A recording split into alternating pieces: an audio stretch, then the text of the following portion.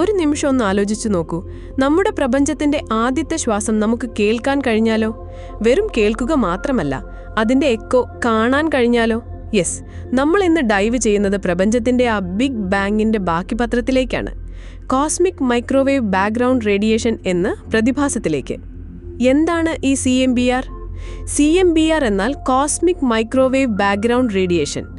വളരെ ലളിതമായി പറഞ്ഞാൽ CMBR എന്നത് പ്രപഞ്ചം അതിന്റെ ചെറുപ്പകാലത്ത് പുറത്തുവിട്ട ഒരു തരം താപമാണ്. ബിഗ് ബാങ് സംഭവിച്ച ഏകദേശം 3,80,000 വർഷങ്ങൾക്ക് ശേഷം പ്രപഞ്ചം തണുത്തപ്പോൾ അന്ന് പുറത്തുവിട്ട പ്രകാശമാണ് ഈ റേഡിയേഷൻ. ഇതിന്ന് പ്രപഞ്ചം മുഴുവൻ ഒരു ബ്ലാക്ക് ബോഡി റേഡിയേഷനായി ഏകദേശം 2.7 കെൽവിൻ താപനിലയിൽ നിലനിൽക്കുന്നുണ്ട്. ആകസ്മികമായ ഒരു കണ്ടെത്തൽ. ഇത് ഒരു ബോധപൂർവമുള്ള കണ്ടുപിടുത്തമായിരുന്നില്ല. 1964 ആർനോ പെൻസിയാസ്, റോബർട്ട് വിൽസൺ എന്നീ ശാസ്ത്രജ്ഞർ ഒരു ആന്റിന ഉപയോഗിച്ച് ചില പരീക്ഷണങ്ങൾ ചെയ്യുകയായിരുന്നു. അപ്പോൾ അവർക്ക് എല്ലായ്പ്പോഴും ഒരു നേർത്ത ഹിസ്സിംഗ് നോയ്സ് കേൾക്കാൻ മാറ്റമായിരുന്നു. അവർ ഈ ശബ്ദം ആന്റിനയിലെ പ്രാവുകളുടെ കാഷ്ടം കാരണമാണെന്ന് കരുതി. പക്ഷെ എത്ര വൃത്തിയാക്കിയിട്ടും ആ ശബ്ദം പോയില്ല. അപ്പോഴാണ് അവർക്ക് മനസ്സിലാവുന്നത് അത് അവർ പ്രതീക്ഷിച്ച റേഡിയോ സിഗ്നൽ അല്ല, മറിച്ച് പ്രപഞ്ചത്തിൽ നിന്ന് വരുന്ന ഒരു സിഗ്നലാണെന്ന്. അതായിരുന്നു CMBR. CMBRനെ പ്രപഞ്ചത്തിന്റെ ബേബി പിക്ചർ എന്ന് വിളിക്കാറുണ്ട്. കാരണം ബിഗ് ബാങ്ങിന്റെ ആദ്യകാലങ്ങളിൽ പ്രപഞ്ചം ഒരു ഇരുണ്ടതും അതാര്യം ഒപ്പേക് പ്ലാസ്മ അവസ്ഥയിലുമായിരുന്നു. പ്രകാശത്തിന് അതിലൂടെ സഞ്ചരിക്കാൻ കഴിഞ്ഞിരുന്നില്ല.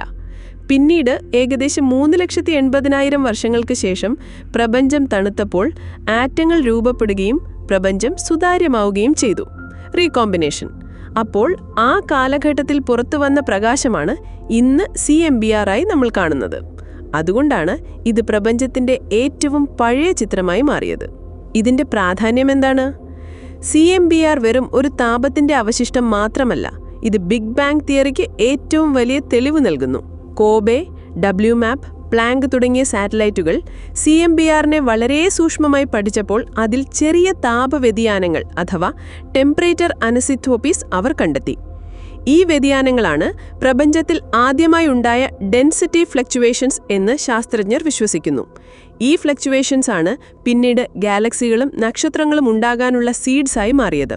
CMBR ഒരു ഏകീകൃതമായ താപമാണെങ്കിലും ഈ സൂക്ഷ്മ വ്യതിയാനങ്ങൾ നമ്മുടെ പ്രപഞ്ചത്തിന്റെ ഇന്നത്തെ രൂപത്തിന് കാരണമായി തീർന്നു. കൂടുതൽ മൈൻഡ് ബ്ലോയിങ് കോൺസെപ്റ്റുകളുമായി അടുത്ത എപ്പിസോഡിൽ കാണാം. സിൽവർ സ്ക്രീൻ സ്ക്രോൾസിലേക്ക് ട്യൂൺ ഇൻ ചെയ്യുക. സൈനിങ് ഓഫ്, നിങ്ങളുടെ സ്വന്തം പാർവതി.